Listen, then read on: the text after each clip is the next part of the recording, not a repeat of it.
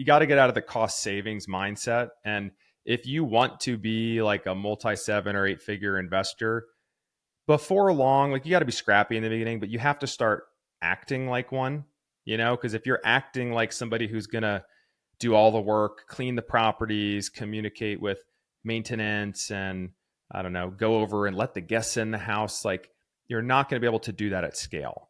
And if you don't build your systems early to scale, it'll be really hard to break everything when you get to a breaking point and force the change you have to make later on when your portfolio is much bigger. So I would say like leverage technology, leverage people where you can. Great cleaners and maintenance is really all you need. Other than that, you could manage from your phone pretty much anywhere.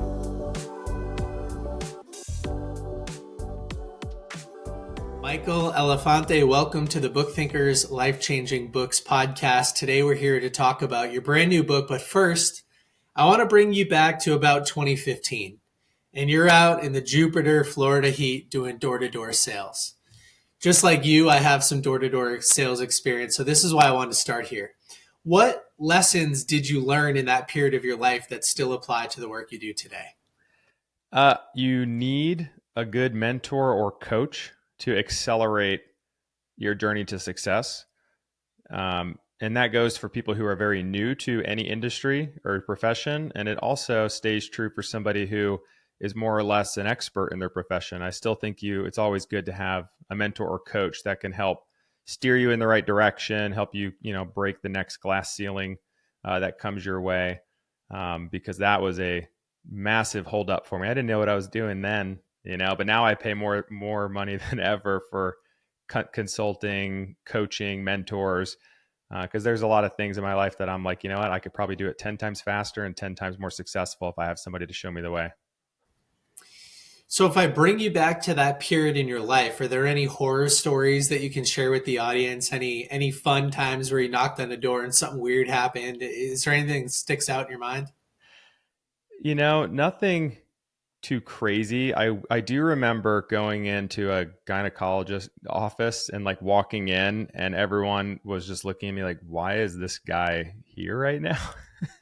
And so I just walk up and I just start trying to pitch somebody on taking a meeting with me, and it probably wasn't even the right person. And I probably more so for me than them, I just felt way uncomfortable. Not only because it was like sales and I wasn't good at sales and I didn't know what the heck I was selling, but I was in an office that is usually mostly female. So Yeah, that is pretty funny. And then you sort of go through a few more different roles, cold calling, et cetera, and you end up in this space that I think a lot of people in our audience are in today. And that's the reason they're listening to this show, where you do a deep dive on YouTube, you start reading a lot of books, you talk about listening to podcasts all about real estate.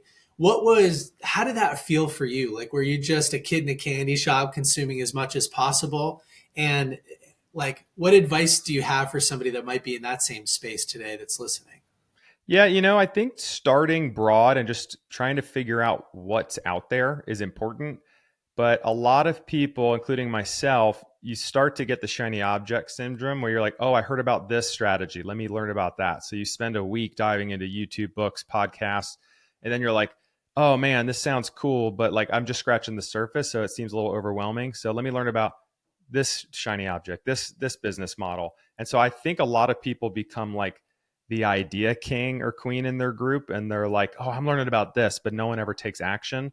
So I think the biggest takeaway for me is all that stuff is wonderful, but I think you should maybe look at 2 or 3 things, figure out which one just frankly interests you the most, and go a mile deep into that one subject. And it's going to take time to truly learn about it, become an expert, and actually just dive in headfirst and execute.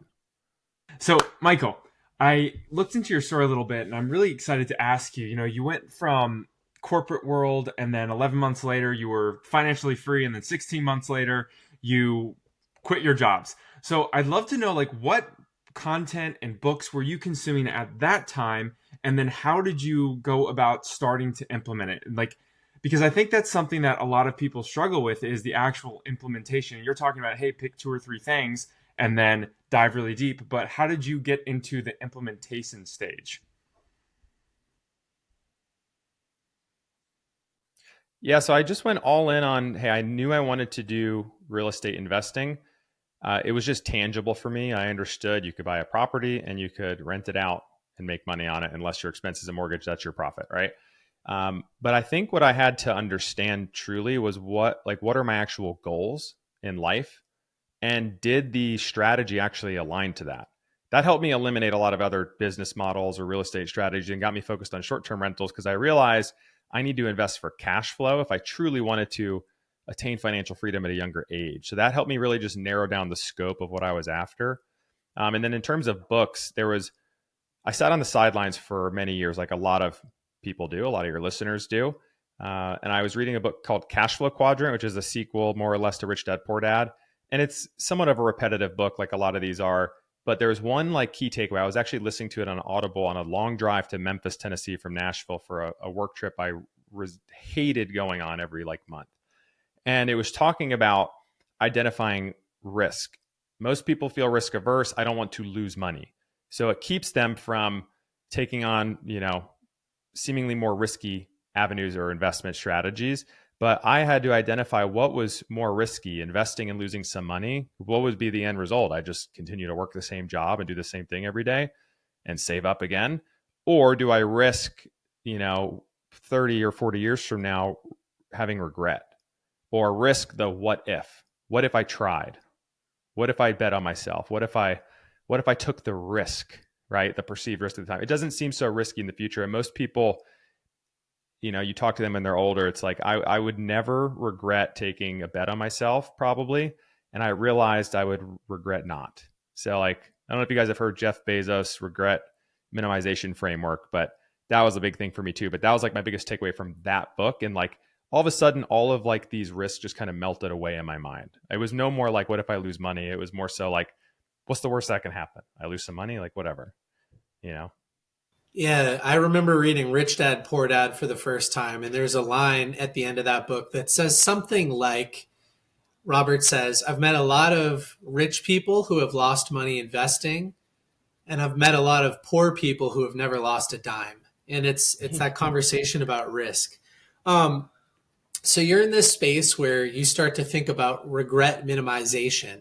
I'm still just wondering, like, what is maybe the first action that somebody should take outside of reading your book to secure their first property? Because again, it's overwhelming when you have all of this possibility and you know that you want to create financial freedom. You know that a standard 9 to 5 is more risky for creating regret later in life than maybe going out on a limb in the short term and creating the life of your dreams. What is still that first action that somebody should take? First action is understanding what your end goal is and the time you want to achieve it by. So if my end goal is, hey, I want to cash flow 10 grand a month in a year, then, and I only have 100 grand to my name, and I have this preconceived notion that I want to buy property, you're not going to hit that goal. Unless you leverage a bunch of other people's money, you become a really savvy investor. So maybe I need to identify, if this is truly what I want, I need to identify the strategy that best aligns with the budget and the goal and timeline. So that might be rental arbitrage, that might be managing property for other people. What are the strategies I need to do? And then from there, it's just, okay, rental arbitrage. Like, what's the most important next step? That's the thing Brandon Turner, a friend of mine, likes to say. The most important next step is learning how to evaluate a deal. So I need to go do that. So you can kind of just like see where this is going. It's like a stair step method to get to the getting your first property. But the first thing you really need to do is identify like what do you truly want? What's the timeline? And what is the strategy that best actually aligns with what I want, not what I think I want to do. So, Michael, why did you choose short-term rentals over more traditional real estate options like buying a house and renting it out for the long term? Two reasons. One, cash flow. A single short-term rental can cash flow thousands or even tens of thousands of dollars a month. It's crazy, but it is very possible. And then, so for me, it was like, if I want to cash flow 10 grand a month, or excuse me, a month, 10 grand a month per se, I would need, at $200 a door, I need like what, 50 doors. So for me, it just became overwhelming, especially as a new investor thinking, oh, I'm going to do all single family, or maybe I need like a 24 unit apartment complex and do that twice. Like that became so daunting that I was like, what if I could just do it with 3 properties Like that seems more achievable. So for me, it was really more of a comfort thing. I felt like it was more achievable for me that way. And then two, it is way more challenging to invest into a property to force it to be able to rent more on a lease than it is to, add amenities, use great design, add things that market to people on vacation that they are 100% willing to pay more for a 3 to 7 day stay compared to month over month rent. So you can only bring up a rent on an apartment or a home so much, and there's kind of a ceiling, or else it'll sit vacant. With a vacation rental, you could spend a bunch of money and you could seemingly force the revenue potential to go up and the cash flow ultimately to go up. So I just felt like I had more control over the asset's performance. Yeah, when I read your book, a couple of people that I've invested in multifamily with over the past few years saw the posts and they read the book, and I've had some really interesting conversations with some of my long-term investing partners.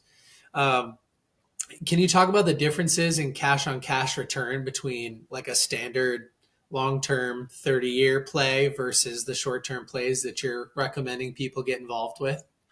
Yeah, I think a traditional rental, right now with higher interest rates, cap rates are suppressed a little bit. It's like, especially multifamily, it's going to be low. You're almost banking on being not losing money and then rents going up over time. And that's great if you want to hold long term and then you bank on the appreciation, right? With short-term rentals, you can get, I target 20% cash on cash with all my investments, and I've achieved as high as 100%, or doing the Burr model, infinite return, if you're able to pull out that money and still cash flow really well after the Burr. So with long-term rentals, honestly, like 8 to 12%, I think would be a home run. But right now, you'd be lucky to see 5 to 8%. Most people are, just trying to be not bleeding money so they can make money in the future as rents go up. What's a realistic timeline for somebody listening today who is just learning about the power of short term rentals from you right now? And they buy the book and they read it. What's a realistic timeline to like understand enough to take action? Because I remember the first time I listened to a Bigger Pockets episode, I was like, this seems incredibly overwhelming. I've never thought about buying real estate before. And now I'm just supposed to go out there, evaluate a deal, like put this money down, get it up on Airbnb, manage it. Like it's incredibly overwhelming, I think. Yeah, I think the cool thing about short-term rentals, like you need to be a savvy investor, but you don't need to be as savvy, in the terms of like hunting for off-market deals and like, waiting for the most incredible hidden gem in the rough that you could do well with. So with short-term rentals, you could find a property that's been listed for 3 months on Zillow that frankly a primary homeowner or a secondary homeowner doesn't want, another investor doesn't want. And as long as you have the vision and can execute, like it does have the bones for me to create an amazing experience, to have upside, that for me seems a little bit more doable. And the cool thing about today's day and age is you have access to data and information that you did not many years ago. In really all forms of real estate, but with short-term rentals, I love it. Is because you can go on AirDNA, you can go directly on Airbnb or any of these other data platforms and filter properties in any zip code, submarket, big market, state, whatever, in any country in the world, and look at the current properties and how their performance is. So it's almost like if I'm, a gym and I wanted to see all the local gyms' performance, where they're located, what zip codes they're in, how big is the square footage, how many people can they have on monthly recurring membership or whatever, and I could see the revenues of all those different gyms. What do you think I'm going to do? I'm going to try and open up a gym as closest to the ones that are in proximity to the others that are all doing the highest revenue.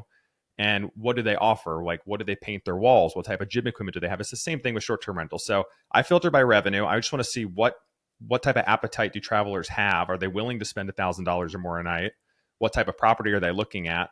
And so that's why how you create the buy box. And I think that's why it's super tangible for someone who's new. And it might seem overwhelming at first, but if you just look at the current properties, where they're located, what they offer, and then simply go to Zillow or work with a realtor and start to find properties that fit that buying criteria, you can turn a property into the end state that would match these ones or maybe be a little bit better. That's really all you have to do. And of course, you have to learn how to like what makes a good investment numbers wise, but that all comes down just to like plugging in on a spreadsheet. And can you give the audience a little taste for where you are today? What's your portfolio look like? Yeah, today we're buying our ninth, or we just bought our ninth, and we're under rehab on it right now. Um, just for context, we had 8 properties live during the month of July this year, just a couple months ago, and we did over 100 grand in profit on 8 properties in a month.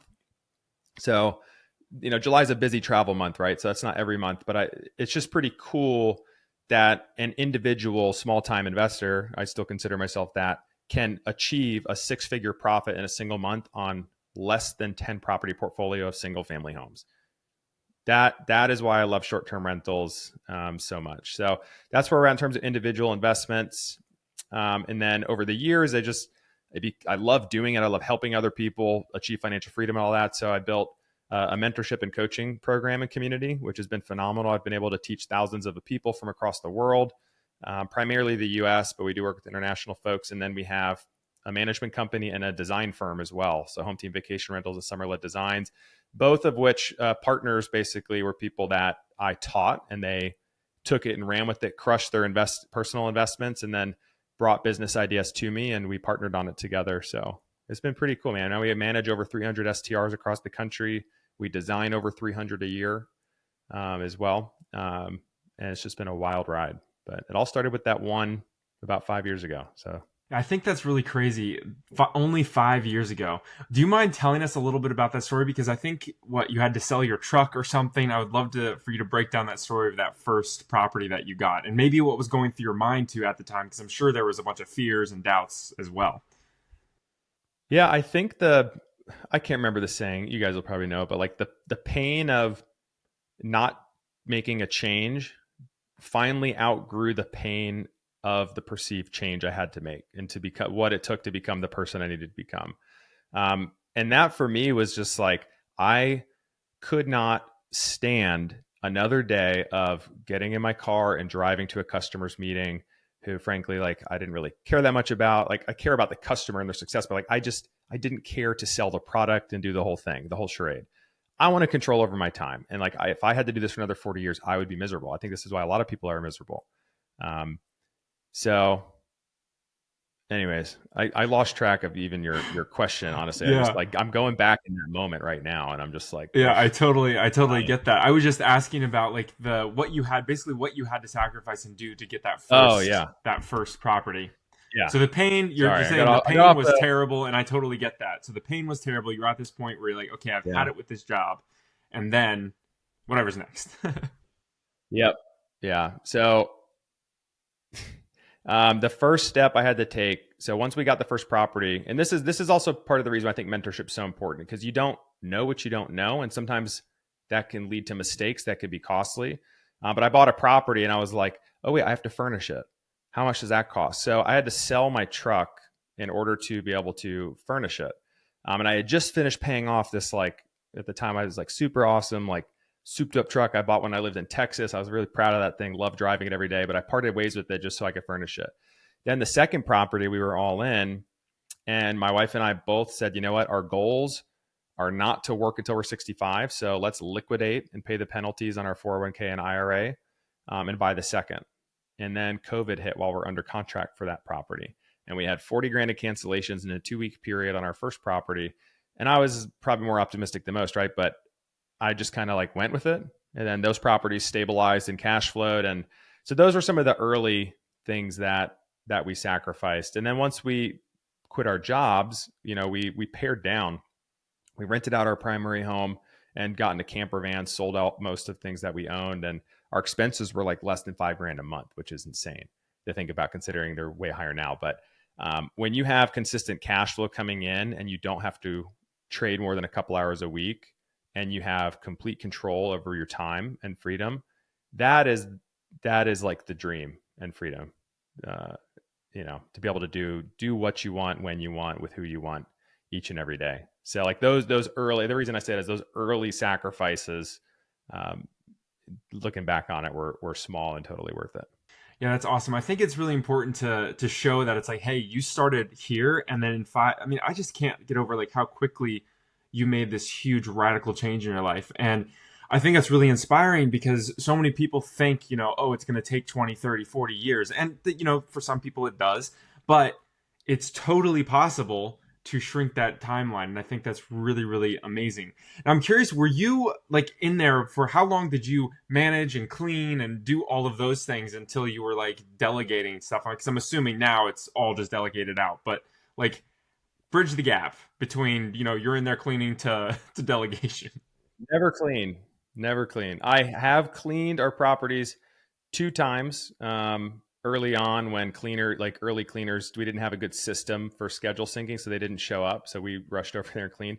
I would never do that ever again. I would also advise like you got to get out of the cost savings mindset. And if you want to be like a multi 7 or 8 figure investor, before long, like you got to be scrappy in the beginning, but you have to start acting like one, because if you're acting like somebody who's going to do all the work, clean the properties, communicate with maintenance, and I don't know, go over and let the guests in the house, like you're not going to be able to do that at scale. And if you don't build your systems early to scale, it'll be really hard to break everything when you get to a breaking point and force the change you have to make later on when your portfolio is much bigger. So I would say like leverage technology, leverage people where you can. Great cleaners and maintenance is really all you need. Other than that, you could manage from your phone pretty much anywhere. So making $100,000 in profit in a single month, where's that money going today? Are you looking to bring on a bunch of additional properties? Are you paying down existing mortgages so they become more profitable? Are you reinvesting in technology or the property management? Like, how does that work today for you? Yeah, yeah. A lot of that money just gets reinvested. Um, some of it gets spent on the fun stuff. The whole reason we did this, we have to stay grounded. Like we wanted to be able to travel all over the world whenever we want. So this year, like we spent a week at the beach in Hilton Head. We spent a bunch of time in France, Switzerland, Austria the past year. So like we like to go do things that we love to do, and that's where we like to spend money. So some of it goes there, but really like to reinvest. And reinvesting, when you start to really increase your income, becomes more important. It starts to shift from, hey, I want to invest for cash flow. That's still always like a checkbox for me. It has to cash flow well. But really it becomes more of like, I hate paying taxes, and how do I not pay as much in tax?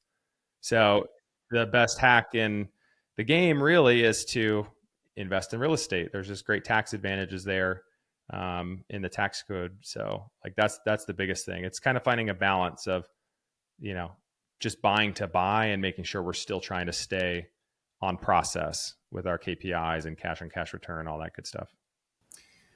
What would you say to somebody? I'm sure you hear this a lot in your comment section on socials, but what do you say to somebody who says, hey, listen, Michael, you got in a few years ago at the right time where Airbnb had this huge liftoff, and now they're kind of bearing down on people. There are more regulations. It's harder to make money. It's inflated, blah, blah, blah, blah, blah. What do you say to that person? Honestly, first thing I would say is my most profitable investments, like out of that 100K, over 50 to 70 of it came from two properties that were my most recent two that were bought in 23 and 24. So, the best time to invest in real estate from today and compared to any day in the future is usually today. So you can talk about the past all you want. I was saying at the time, F this, real estate's expensive. It's really hard to break into this industry. I wish I got started in 2010 or 2015 when I invested. Now I'm looking back and I'm like, you're a knucklehead. You should have bought 100 homes and raised a bunch of money. If I knew what was coming, of course, it's always like hindsight 2020, but it's really easy to sit on the sideline and say, man, must be nice, or lucky you just timed it right. Yeah, looking back, I did time it right, but did I know that when I started buying? No, I just committed to making the decision that I wanted to become a real estate investor and I wanted financial freedom. And in order to do that, I had to start ASAP. Yeah, sometimes like my wife, after reading your book, I've been talking to my wife a little bit about short term. And you see those funny memes or reels talking about, well, my parents bought their $2 million house for a bag of chips, back in the 1980s or whatever. And sometimes I think about, well, we're going to be thinking that 50 years from now about the home that we live in right now. And just with how inflation happens and appreciation happens. And like, you're totally right. The best time to plant a tree was 20 years ago. And the second best time is today. And today is the only option that we have. And so you might as well create a little bit of urgency, put some money together, take some action, and figure this thing out for yourself. Yeah, that would be really funny though, thinking about the conversation 50 years from now. Man, you only bought this house for $1 million back then. Yeah. That was nothing. Yeah, you only bought this house for $1 million. Now you get $1 million every time you rent it out. Yeah, true. But there was a lot of money back then. Yeah, exactly. I'd love to know. So a lot of people in Airbnb see it as almost like a race to the bottom to be the cheapest price. Like if you, I mean, you can go on Airbnb right now and like there's houses that are $100 a night and then it's $95 a night and there's not much difference in them. So what do you do in your houses to make them worth the premium price that you want to charge? And how are you like thinking about that? Yeah, usually it's, before I buy the property, I want to understand what are the top performing properties currently making, where are they located, what do they have to offer. So this is, in part of the book I dive into this is probably the most important part of that entire book is, and in any type of real estate or buying a business or whatever it is, create a buy box. This is basically just like I I know exactly what I'm looking for and then what things I need to add or do to the property in order to compete and also outcompete some of these other top competitors, right? If you do that, it's really hard to like not do at least okay, frankly. So for me, buy boxes comes down to this. Outside of location, I'm looking at size of home. Do they have big living rooms? Do they have basements? Do they have amenities? Do they have views? Is it walking distance to town? Is it secluded?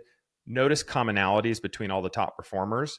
And then you're going to want to note also the non-negotiable amenities. If you notice that there's a huge revenue jump in properties that have a fire pit, hot tub, and whatever, insert amenity, then it's not a should I add this or not? It's no, I have to get a property that either has it or has the capability or space for me to add this if I want to compete.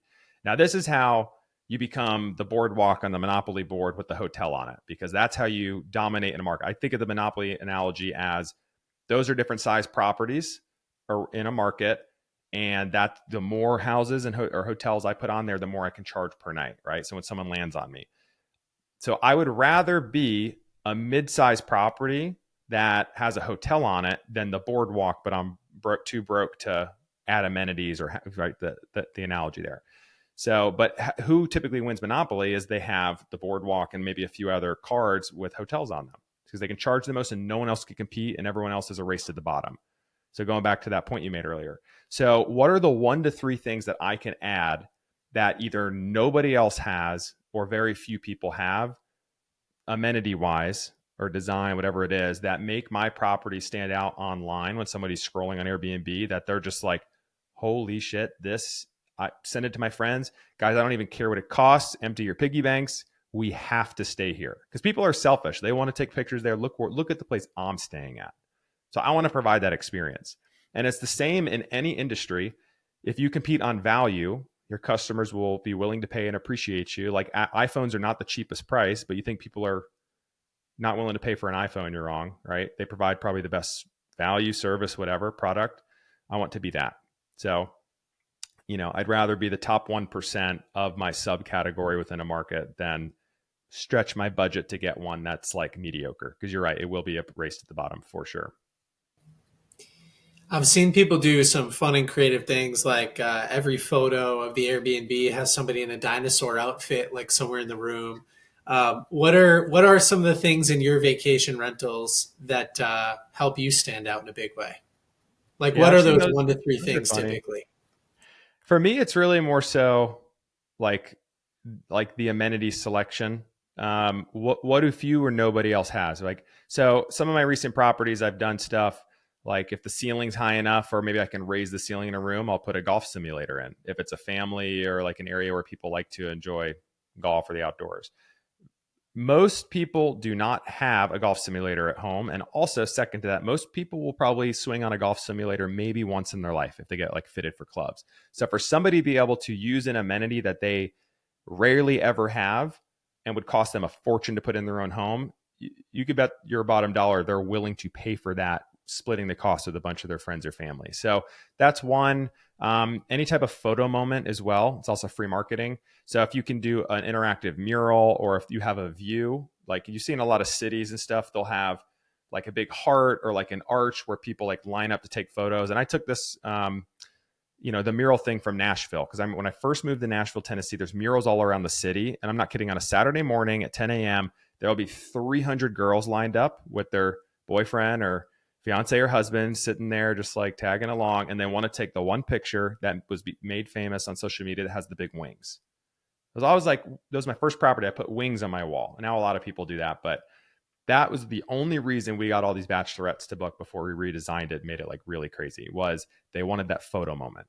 So amenity that they don't get ever or rarely. And then can you create a memory there? People will pay for the experience, the memory, whatever you want to call it, for sure. Such good tips. And it's funny, like, I haven't really thought about it through this lens, but when I think of Airbnb, I'm always looking for those little things that make it stand out. And what's really cool, I mean, I'm sure you've seen like those crazy Airbnbs that are like Winnie the Pooh's, tree or whatever. There's a bunch of those cool ones that are becoming bigger and bigger, and they're like booked out for years. It's insane. So it totally makes sense just to add those little extras that don't cost that much more for you, but you can profit a lot more in the long run by having that. So I love that. I want to like kind of bridge the gap now between you're doing all these properties, and now you have your book, you have your mentorship group. What was the motivation behind starting those things? Because you could have just sat back and be like, hey, you know what? I have the properties. It's enough. I don't want more work on my shoulders. I'm not going to do this thing. But what led you to doing this? Yeah, it kind of happened organically. Like anybody who has a personal brand or contact or a coaching program or whatever, mentorship, you name it. It usually starts out in a very similar vein where I just started finding success in something and I was so excited about it. It just invigorated me that I would tell my friends about it, my family. It's all I would talk about. People probably got sick of me talking about it. Then I just started sharing it on social media, and I didn't really have an intent behind that necessarily. It was like, I learned from social media. I'll just talk about this, instead of posting like what I'm doing on the weekend, and no one really cares about that. And then you start to get all these random people from high school, college, strangers that reach out and be like, yo, how did you do this? I'm actually really interested. Like, can you share? I'd be like, sure, dude, let's hop on the phone. Let's hop on Zoom. I literally just do like a free coaching call. And it wasn't even like coaching then. It was really more networking. Here's what I learned. Here's how you can do it. Let's look at a property together. So have it very organically. And then it turned into how much do I owe you? Or how much can I pay you for coaching? And I was like, I don't know, like $50 maybe. Sure. That's nice of you to offer, like lunch or something. So then it became like the demand got bigger and bigger for it as I kept talking about it online. So it just happened naturally. I was like, okay, this can be a really good business model, but I always want to make sure people get value from it and they actually find success. So it's like, you just want to make sure you're not like, I never want someone to feel like, oh, I paid for this program or coaching and I didn't get out of it what was promised. So I'm very cognizant of how we have it structured. But yeah, it's growing like crazy, but like it's the most rewarding thing ever because it impacts somebody else's life. It's not so much just I made extra money. It was my wife was able to leave her job that she hated and she always wanted to stay home with the kids. Or I was able to leave my sales job that I was traveling from work and now I get to spend time with my family. Or I can travel more. Now I can pay off my car, whatever. Insert benefit. And usually it just makes people's lives better, not worse. So like that is the most fulfilling thing for me. And I get paid to do it, which is like what we all dream of when you think of like the American dream, right? Yeah, I love that. Thank you for sharing too, because I think a lot of people see somebody like you and they're like, well, if he was making enough money on the Airbnbs, why does he have to teach it? I hate that because I'm like, no, you don't understand. Like he was doing this thing, he was making money doing it. And then so many people reached out for advice and needed help, that it was like it didn't make sense not to charge, because all of a sudden your time becomes a lot more worth it. So I just really appreciate you sharing that. That's awesome. Yeah. And the other thing too is like when you offer like, free whatever, most people, because they have no skin in the game, ultimately just kind of like kick the can down the road and never do anything. Is way more fun to work with somebody who is like financially and just so personally bought into the mission that you both get more out of the interaction, frankly. And same thing, I could say the same thing about people I've paid tens of thousands or hundreds of thousands of dollars for coaching over the past couple of years. It's like they could very easily not have a coaching or mentorship program, but I needed it and I was willing to pay for it, and it impacted my life. So 100% agree. Yeah, I love that. And I think that's like, you know, that's the big thing that I always tell people when they're looking at paying for mentors or coaches, because they always have, that's always the thing that gets annoyed. Like, oh, but why would this person do that? It's like, well, because number one, they want to help the person that they were, and they see the value that it adds. And then it gives them I'm sure it gives you tons of like good feelings to, like you said, help somebody have their wife quit their job. Like that's amazing, or pay off their car, or pay off whatever. Like that is super fulfilling work. And it's like, it's even hard to put a price tag on that. That's amazing. So I love that.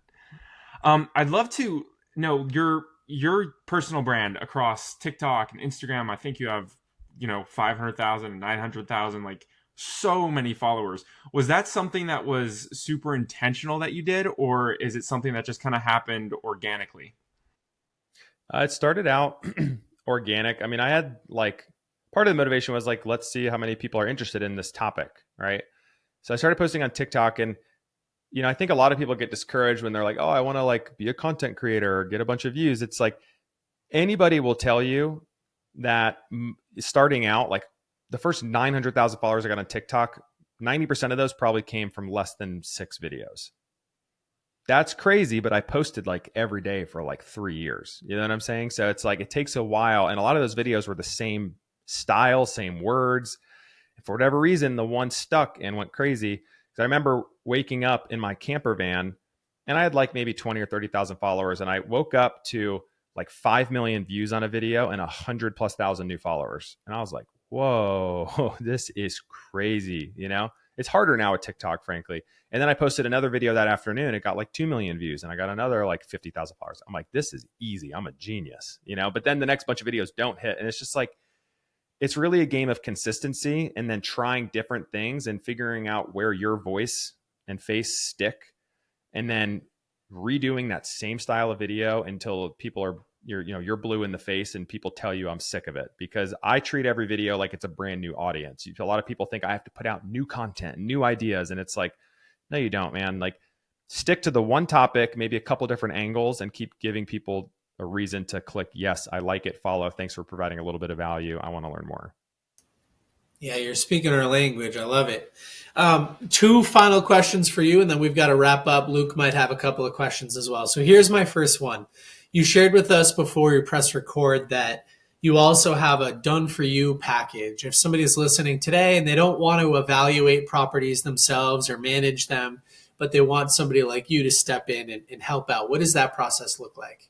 Yeah. Yeah. It's a fun service that we offer called B&B Turnkey.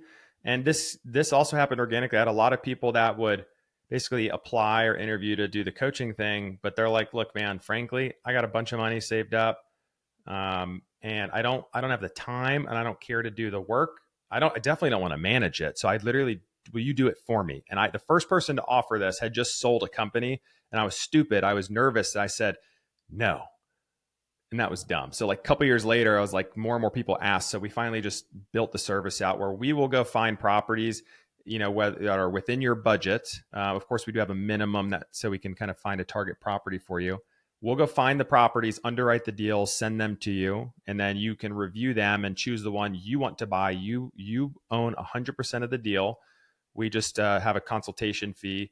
And then once you close on it and get the keys, we will professionally design it, set it up, manage the construction, furnish it, and then manage it for you on the back end. So hence B&B Turnkey. It's a turnkey offer where really all the effort you have to do is kind of some back and forth, and then, send money when we need to buy furniture, so on and so forth. So that's great for people, honestly, who have 200 to 250K or more saved up. They want to get exposure to short-term rental cash flow, but they frankly just don't have the time or care or desire to do it on their own. So that offer is for you. And you said there's a 15% average cash on cash return even after all is said and done. Yeah, our target is 15 to 20%, inclusive of the management fee on the back end. So we're still looking to, we want it to be more or ideally double or more that you would get in an alternative investment. And that's just cash on cash. So that's just cash flow back in your pocket. Most people don't get the passive income. They just get the capital gain over the course of time. So you, of course, also get the tax benefit. You get principal pay down on the loan, equity through appreciation, all that fun stuff. Well, for the right person, that sounds like a total no-brainer. I know there's a lot of people that even come to mind. They're like, oh, I want to do this Airbnb, but I don't want to have to do all the work behind it. So there you go. You have the offer for them. All right, Michael, this has been so much fun. I have two more questions that I ask all of our guests. The first is, where can people go to find out more about you and learn about all the amazing things that you're doing? And of course, we'll link it all in the show notes. Yeah. Honestly, Instagram is probably the best spot. It's just at melefante6. No, I never changed my handle since I created Instagram, but melefante6. That's with an F, not a PH. And you could DM me there. There's a bunch of content there. If you want to read the book, super cheap and affordable book, guys. If you want to learn about short-term rentals, it's a quick read, really more tactical than a lot of real estate books are. Investing in short-term rentals. The Fast Path to Financial Freedom. You can find that on Amazon. And that's really the only two things I would say starting out if you want to learn more. Perfect. Amazing. Yeah. And definitely we'll link it all in the show notes. All right. This is my final question that I ask all of our guests. And it's this: you pass away and all the information that you've put out, so courses, books, everything that you've done disappears, but you can leave the world with a single piece of advice. What would it be? It's whatever aspirations you have in life, you have to adopt the mindset of why not me and take action. Because, and if I'm okay to do so, I'd love to give you some context around that. So my wife and I always saw people online or saw successful people, especially myself. And I'm like, man, must be nice. Who's thought that before? Must be nice. Like, oh, you didn't just overnight success. Right. And so I start, instead of saying like, oh, must be nice. I said, well, if they can do it, like, why not me? Why not us? So we wrote "Why not us" on a board that had a map pinned to it. And then on the map every day at the bottom of the stairs, we would look at it and add to our route we wanted to take in our camper van when we quit our jobs in the next year. So that was the thing that motivated us. But it was more so just like, dude, F this. Like, everyone has imposter syndrome. It's hard. It's not easy, but dude, if they can do it, so can you. If I can do it, so can you. So like, why not you? So powerful. It's such a powerful story. Wow. I love that. All right. This has been so awesome, Michael. Thank you so much for your time. You are so smart. It was so great learning from you. I can't wait to dive more into your whole story and share this with our audience. It's going to be great. Awesome. Thank you, guys. Appreciate you so much.